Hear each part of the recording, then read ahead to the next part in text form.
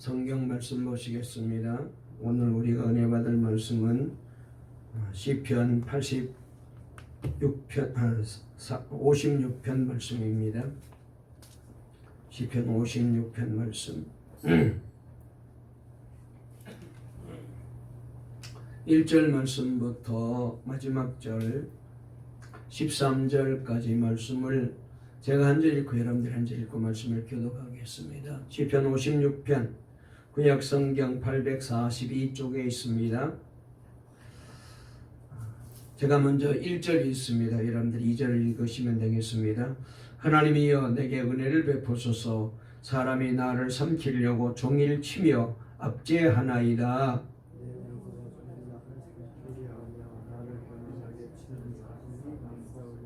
내가 두려워하는 날에는 내가 주를 의지하리이다.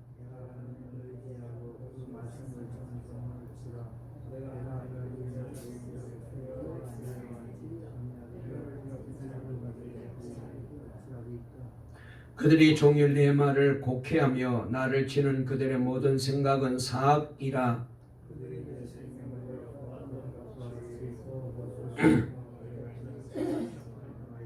그들이 악을 행하고야 안전하오리까. 하나님이여 분노하사 뭇 백성을 낮추소서.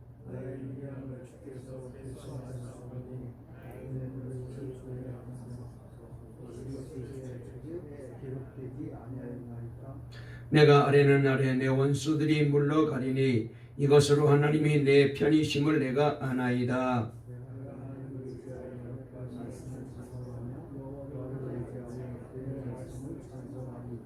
내가 하나님을 의지하였은즉 두려워하지 아니하리니 사람이 내게 어찌하리이까.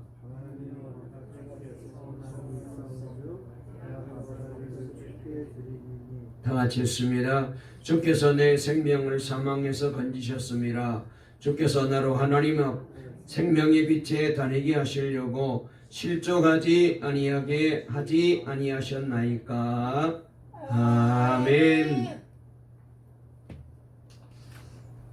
할렐루야. 오늘 이 시간도 예배 오신 여러분들에게 하나님의 은혜와 축복이 늘 함께 하시길 바랍니다. 연휴 또 명절 기간 중에 우리가 10월 첫 번째 주일을 맞이했습니다. 명절 즐겁고 행복한 명절이 되었으리라고 믿습니다. 또 10월 한 달 동안도 여러분들의 꿈과 소원이 다 이루어지시고 또 기도가 응답되시며 가정과 삶 속에 우리 교회 속에 또 이 나라의 민족 속에 하나님의 도우심과 은혜 베푸심이 넘치는 복된 세 달이 꼭 되어지기를 바랍니다. 우리 앞뒤 좌우에 있는 분과 한번 인사 나누실까요? 즐겁고 복된 명절 되세요. 10월 한 달 동안도 승리하세요. 꿈과 소원이 이루어지시기 바랍니다. 할렐루야. 아멘. 오랜만에 우리 광화 지연 부부가 와서 너무나도 감사하고 기쁩니다. 반갑고요. 우리 지연이가 또 신지 반주를 해줘서 찬양이 너무 즐겁고 우리 사모님이 아마 찬양할 때 또 신났으리라고 믿습니다. 늘 이런 기쁨이 주일마다 있었으면 좋겠네요. 오늘 설교 제목 한번 따라해 보실까요? 하나님을 의지하는 믿음. 다시 한번 하나님을 의지하는 믿음. 오늘 이 제목으로 말씀을 전할 때에 성전에 오신 분이나 또 지금 가족들과 만나시고 어디 또 여행지에 가 계시는 분들 다 함께 은혜 받는 귀한 시간 꼭 되시기를 바랍니다. 저도 목회를 좀 했습니다만 제 주변에도 목회를 오랫동안 하시는 목사님들이 많이 계시는데 그 중에 한 분 목사님께서 목회하시면서 많은 어려움을 겪으시고 힘든 시간도 많이 보내시면서 정말로 힘들게 그렇게 목회를 하시고 난 뒤에 은퇴하실 나이가 되었는데 선교사로 갑자기 나가시겠다고 결단을 하신 분이 계셔요.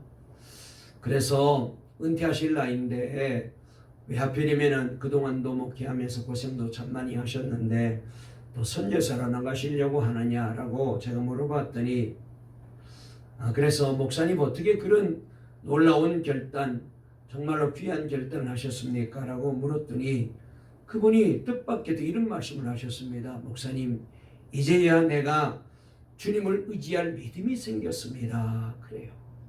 이제서야 내가 주님을 의지할 믿음이 생겼어요 라고 대답을 하셔서 저에게 많은 깨달음을 주고 또 저에게 도전이 되기도 하고 감동을 주기도 했었습니다. 여러분, 주님을 의지하게 된다. 이것처럼 놀라운 변화, 이것처럼 놀라운 일이 세상에 또 있을까요? 여러분도 정말 하나님을 의지하게 되십니까? 어떤 어려운 일이 생겨도 하나님이 함께 하시니 의지가 되고 두렵지 않는 믿음이 만약 저와 여러분들에게도 있다면 우리가 어떤 일을 만난다 할지라도 결단코 두려워하거나 떨거나 염려하지 아니하고 담대하게 그 어려움을 이겨나가게 될 줄로 믿습니다. 오늘 우리가 읽은 이 시편 56편 말씀에서 우리는 다윗의 이런 놀라운 믿음의 신앙의 고백을 들을 수가 있습니다. 말씀 가운데 나오는 내용 가운데서 먼저 56편 3절 4절 말씀을 한번 읽어보실까요? 다 같이 한번 읽어보면은 다시 얼마나 대단한 고백을 하고 있는지 우리가 들을 수가 있는데요. 다 같이 3절 4절 읽어보겠습니다. 시작. 내가 두려운 날에는 내가 주를 의지하리이다. 내가 하나님을 의지하고 그 말씀을 찬송하올지라. 내가 하나님을 의지하였은즉 두려워하지 아니하리니 혈육을 가진 사람이 내게 어찌하리까 그랬습니다. 이 말씀을 좀 쉬운 말로 제가 읽어드리면은 두려움이 온통 나를 휩싸는 날에도 나는 오히려 주님을 의지합니다. 나는 하나님의 말씀만 찬양합니다. 내가 하나님만 의지하니 나에게는 두려움이 없습니다. 육체를 가진 사람이 나에게 감히 어찌하겠습니까? 이런 고백을 여기서 하고 있는 거예요. 여러분, 이 고백이 그냥 읽어버리면 별것 아닌 것 같은데 정말 얼마나 놀라운 고백인지요. 다윗이 사울왕의 시기를 받아 전국 방방곡곡을 도망다니다가 이제는 유대 땅에서는 도저히 도망갈 데가 없어 할 수 없이 도망간다고 간 것이 블레셋 땅으로 국경을 넘어 도망을 가게 되었어요. 그런데 블레셋 사람이 누구입니까?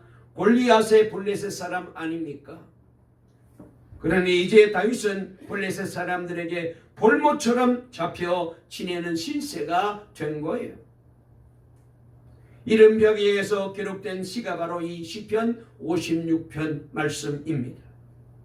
그래서 1절 2절을 보게 되면 하나님 나를 불쌍히 여겨 주십시오. 사람들이 나를 짓밟고 있습니다.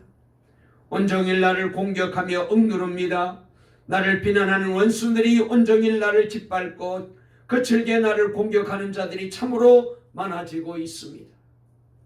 오 전능하신 하나님, 그렇게 이제 하나님을 이제 바라보면서 주님을 의지하고 부르짖고 있는 것을 보게 됩니다.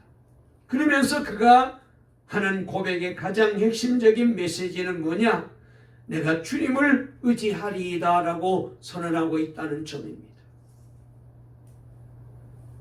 다윗은 상황이 아무것도 변한 것이 없었지만은 이미 구원받은 것으로 믿고 감사제를 드리겠다고까지 서약하고 있는 말씀을 우리가 읽을 수가 있는데요. 12절 13절에 바로 그런 다윗의 구원받은 것을 감사드리겠다고 고백하는 고백이 나옵니다. 하나님, 내가 주님께 소원한 그대로 주님께 감사의 제사를 드리겠습니다.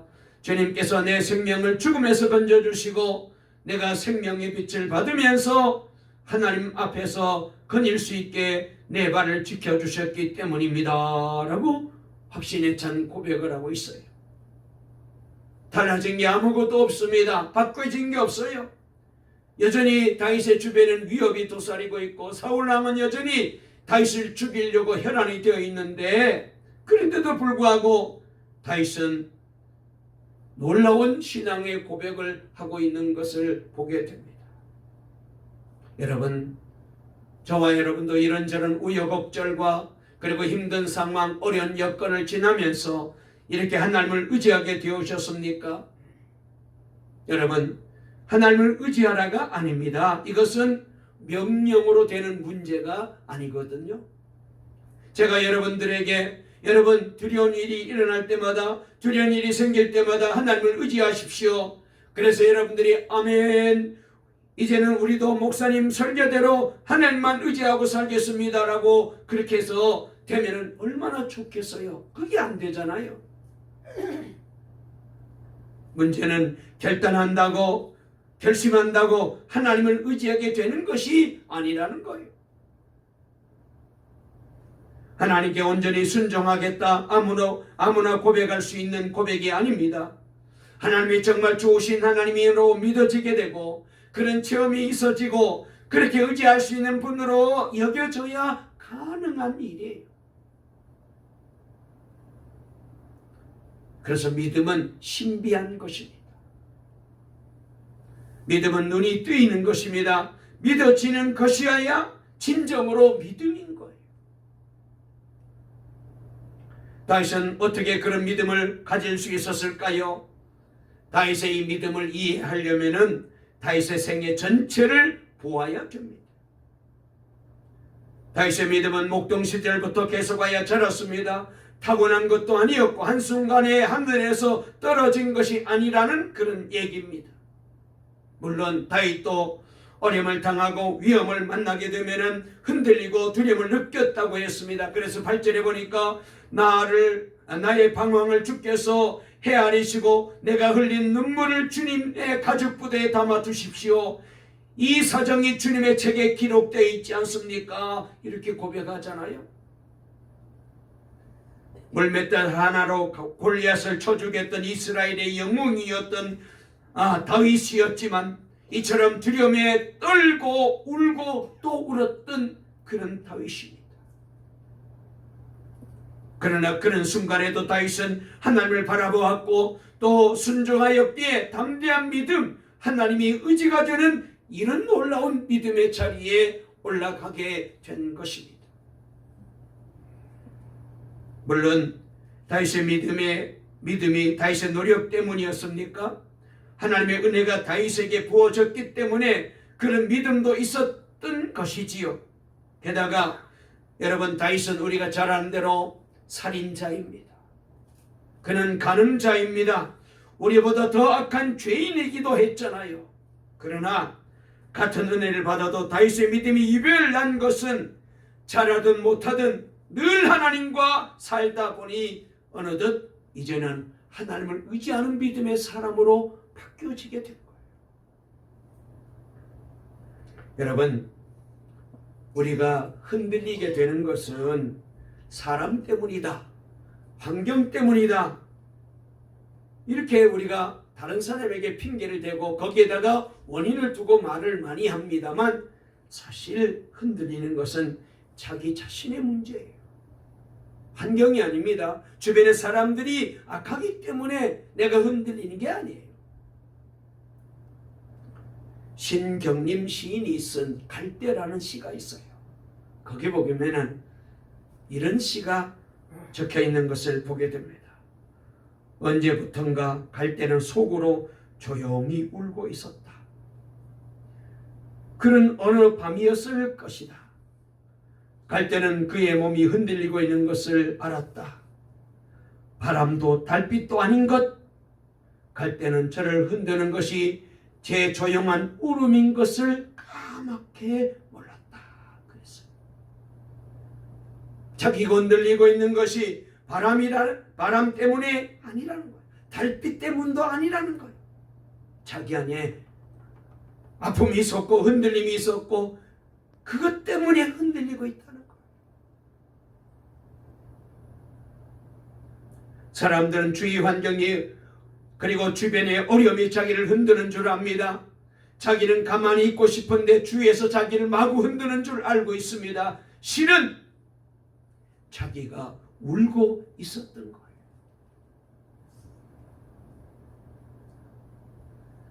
여러분, 믿음이 안 생기면 어떻게 해야 합니까? 매우 중요한 문제입니다. 유명한 요한 웨슬리 목사님도 한때는 설교를 그만두어야 되겠다라고 생각할 만큼 크게 낙심하여 이 전도 사역마저도 포기할 정도로 내리막길로 치닫는 때가 그분에게도 있었대요. 1738년 3월 15일 일기에는 그분의 이른 마음의 심경이 잘 담겨 있는 내용이 적혀 있는 것을 보게 됩니다. 갑자기 내 마음에 떠오르는 것이 있었다. 그것은 설교를 그만두어야 하겠다라는 것이었다. 믿음을 가지지 못한 자가 어떻게 남에게 믿음에 관한 설교를 할 수 있단 말인가? 그래서 설교를 그만두어야 할 것인가 말 것인가에 대하여 베라에게 어떻게 생각하느냐라고 물었다.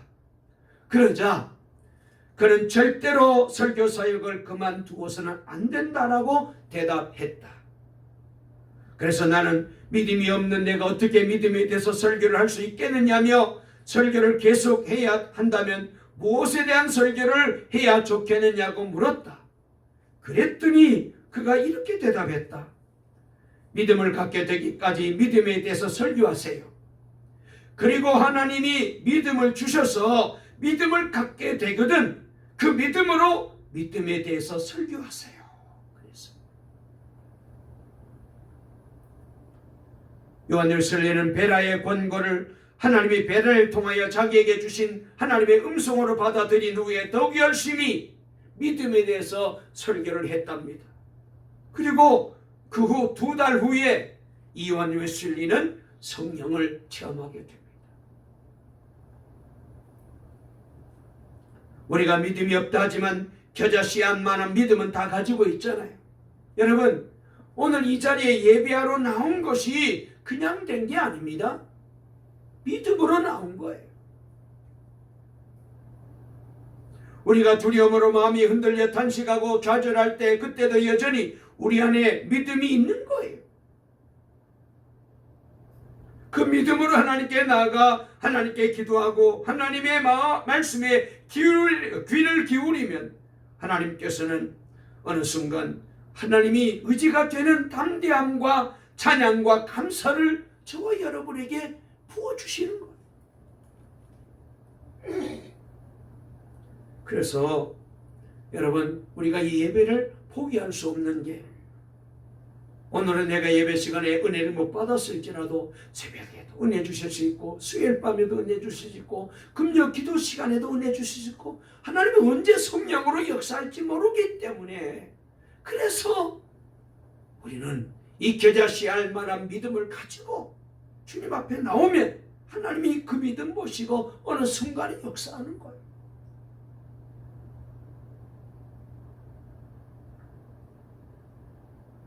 여러분, 우리가 가끔은 하나님 저에게도 좀 큰 믿음을 주세요, 담대한 믿음을 주세요, 저에게도 두렵지 않는 믿음을 주세요라고 기도할 때가 있지 않습니까? 이거는 믿음이 아니고는 이런 기도를 못해요. 기도는 하나님을 움직이는 방법만 아닙니다. 하나님께서 우리를 변화시키는 방법도 여러분 기도 속에 있어요. 그래서 기도하면 기도하는 사람이 바뀌게 됩니다. 믿음이 달라지게 되고 지혜가 생기게 되고 마음이 달라지게 되고 삶이 변하는 거예요. 그러므로 두렵고 막막하고 하나님도 의지가 안 될 때 우리가 할 일은 더욱 주님을 바라보는 것입니다. 그러면 두려운 상황, 울면서 밤을 지새우는 일을 겪으면서도 여러분, 나도 모르게 내 안에 믿음이 조금씩 자라고 성장해 가는 거예요. 아멘. 재미교포 중에 지금은 러시아 선교사로 나가서 기독교 대학을 세우고 그리고 열심히 그곳에서 선교하시는 분의 얘기를 제가 글로 봤습니다. 어떻게 그런 담대함을 가졌는가? 여기에 대하여 이분이 이런 간증을 했어요. 이분이 흑인 빈민가에서 식료품점을 운영하면서 믿음이 자라게 되었다는 거예요. 그 동네 사람들이 하루 종일 이 식료품 가게를 들락날락거리면서 우유도 사고 음료수도 사고 그 다음에 야채도 사고 오이 피클도 사고 그렇게 이 동네 식품점에서 이분들이 사서 먹고 살아갑니다. 그래서 1년 365일 성점을 늘 늘어야 돼요. 왜냐하면 늘 이 가게에 와서 식료품을 사가기 때문에 하루도 이 가게 문을 닫은 적이 없었답니다. 그런데 집사님은 이 가게를 시작하면서 주일에 가게 문을 닫아버렸대요. We go to the church. 우리 지금 교회 갑니다 라고 써붙여놓고는 가게 문을 닫아버린 거예요. 그랬더니 그 다음날 월요일날 동네 주민들이 몰려와서 막 항의를 하고 야단을 칩니다. 그러면서 우리도 예수 믿는 사람이고 우리도 교회 다니는 사람인데 예수 믿는 사람도 교회 다니는 사람도 먹고 살아야 되지 않습니까? 왜 가게 문을 닫아가지고 우리를 못 먹게 하느냐고 막 그러더래요. 그런데 그러든 말든 그 다음날 또 가게 문을 닫은 거예요. 역시 몰려와서 야단 법석을 칩니다. 가게가 망할 분위기가 되었어요. 그러나 그 집사님에겐 주일엔 교회 가서 예배 드려야 된다는 이 믿음 하나가 분명했던 거예요. 그래서 그 다음날 주일에도 문을 닫고 We go to the church. 우리 교회 갑니다. 그리고는 또 교회 간 거예요. 문 닫고. 그런데요, 그렇게 몇 줄 하니까 동네 사람들이 바뀌기 시작한 거예요. 같은 기독교인이 주인이 돼서 반갑다고 이러 인사까지 해주며, 그래서 미리 토요일날 주일날 먹을 음식을 물건을 살려고 다 왔어요. 그리고 자기들 또 주일날은 가게 안 오고 교회 가겠다고 토요일날 다 온 거예요. 한 달쯤 지나니까 이전보다 매상이 배로 올라가더랍니다. 그래서 이 부부는 전혀 손해보지 않고 1년에 52주일을 한 번도 예배 안 빠지고 예배 드릴 수 있게 되었답니다. 이분이 늘 하는 말이 이 말을 해요. 하나님의 말씀을 순종하는 사람들은 놀면서 먹고 살지만 하나님의 말씀을 순종하지 않는 사람들은 못 놀며 먹고 산다 그랬어요.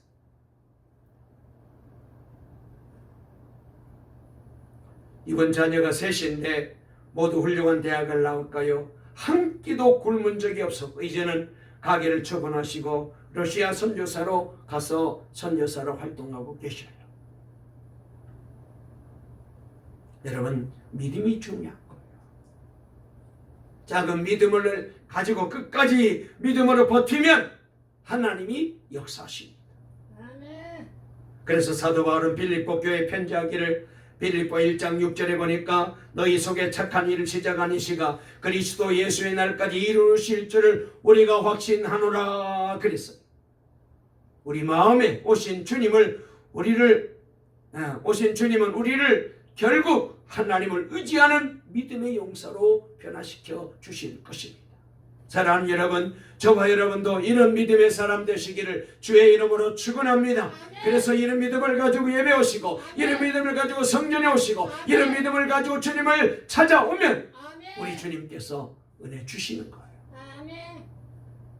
오늘 우리 박병화 집사님이 아주 아멘 얼마나 잘하는지 할렐루야. 그 뒤에 있는 임정아 집사님도 아멘 크게 하셔요. 아멘. 아이고 예뻐라. 레이몬드 닐이라는 아주 남북한 흑인 청년이 한 사람이 있었습니다. 그에게 있어서 교회는 늘 자기를 아주 신경질나게 만들고, 특별히 교회 담임 목사님이 자기를 볼 때마다 자꾸 예수 믿어라 교회 나오러 가는 게 너무 거추장스럽게 보이고 꼴보기 싫은 존재로 보여서, 그래서 어느 날 막 술을 잔뜩 마시고 저 목사를 내가 눈에 안 보이게 때려 죽여야 되겠다, 그런 결심을 하고 벽돌을 한 장 신문지에 싸가지고는 주일날 예배 드리는 척 하고는 교회 예배 참석을 한 거예요. 목사님은 그것도 모르고 열심히 설교하고 있었습니다. 그런데 하나님의 성령은 말씀을 통하여 이 닐기 청년의 마음을 막 타치하셨습니다. 다루셨습니다. 드디어 벽돌로 목사님의 머리를 치겠다고 들어간 그는 말씀을 듣다가 성령으로 자기의 마음을 치게 되었다. 그 자리가 닐리 청년이 거듭나서 하나님을 발견한 놀라운 은혜의 자리로 바뀌어지게 된 거예요. 수년 후에 세계 최대 자선병원인 시카고의 쿠크 카운티 병원에는 가난한 가운데 질병에 시달리거나 죽어가는 수천의 사람들을 헌신적으로 돌보는 목사님 한 분이 계셨는데, 이 흑인 목사님이 바로 과거 닐리 청년이었어요. 그러다가 닐리 목사님이 사역을 다 마치고 하늘나라에 간 장례식 때, 그 장례식 예배당에는 손때가 묻은 벽돌 한 장이 전시되어 보는 사람마다 눈시울을 뜨겁게 했다고 합니다. 괴롭건 즐겁건 어느 때나 저기와 같은 살인자를 변화시켜 예수를 구주로 믿어 구원받게 하시고 어려운 사람을 섬길 수 있는 은혜 주신 것이 너무 고마워. 레이몬드 닐리 목사님이 밤마다 그 벽돌을 어루만지면서 그 위에 눈물을 떨어뜨리며 기도했던 그 벽돌이었던 것입니다. 여러분, 이처럼 믿음은 놀라운 겁니다. 믿음은 착한 것이 아닙니다. 두렵지 않는 겁니다. 하나님을 정말 의지하는 거예요. 몸이 약하고 힘들 때 지팡이만 있어도 얼마나 편합니까? 그렇잖아요. 조금 일어나기 불편할 때, 움직이기 불편할 때 지팡이 하나만 있어도 일어나는 데 힘이 되고 도움이 되잖아요. 여러분, 그런데 하나님을 의지하게 된다는 것은 이건 어마어마한 축복.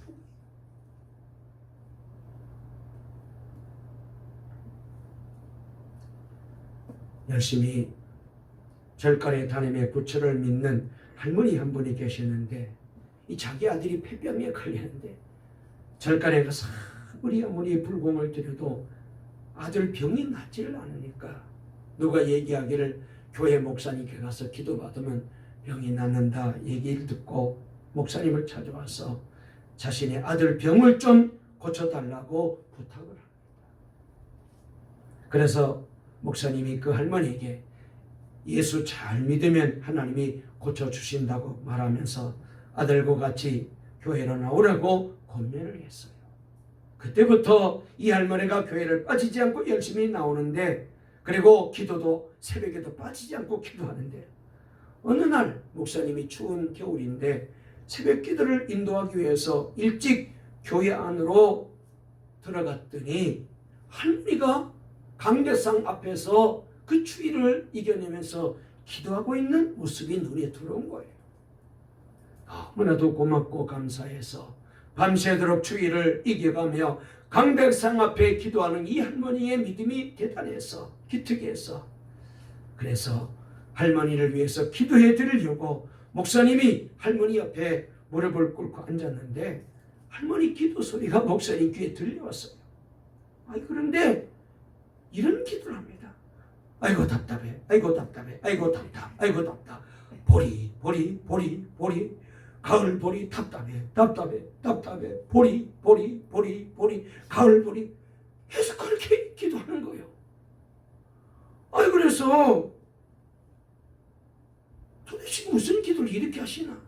또 들어봤더니 하나님, 봄보리는 있어도 가을보리는 없는데 목사님이 자꾸 가을보리를 믿으라 하니까 답답합니다. 못 견디겠어요. 하나님, 가을보리 어디에 있습니까? 봄보리밖에 없는데요. 봄보리는 아는데 가을보리 이게 뭡니까? 계속 그러고 있는 거예요. 목사님이 그 기도를 듣고 기절초풍할 뻔한 거예요. 그래서 기다리다 못해가지고 목사님이, 할머니, 무슨 기도를 그렇게 하십니까? 가을보리는 뭐고 봄보리는 또 뭡니까? 그랬더니 이 할머니가, 아이고 목사님, 우리 아들 폐병 나으려면 가을보리를 믿으라고 하는데 우리나라에는 봄보리밖에 없잖아요. 가을보리가 없는데 자꾸 목사님이 가을보리를 믿으라고 하니까 답답하잖아요. 가만히 생각해보니까 목사님이 설교 시간에 예수님의 갈보리 언덕에 예수님이 돌아가셨으니까 예수님의 그 보혈의 피를 믿으면 삽니다. 갈보리를 믿어야 됩니다. 이 갈보리를 가을보리로 할머니가 알아들은 거예요. 그래서 목사님이 설명합니다. 할머니, 가을보리, 봄보리가 아니고 예수님이 십자가에 못 박혀 돌아가신 산 이름이 갈보리산입니다. 갈보리산 위에서 예수님이 십자가에 못 박혀 피를 흘려 돌아가셨기 때문에 그 피를 믿어야 고침받고 구원받는다고 제가 설교한 거예요. 그랬더니 그제서야 할머니, 아이고 목사님, 제가 그런 줄도 모르고 나는 가을보리로 알아들었어요.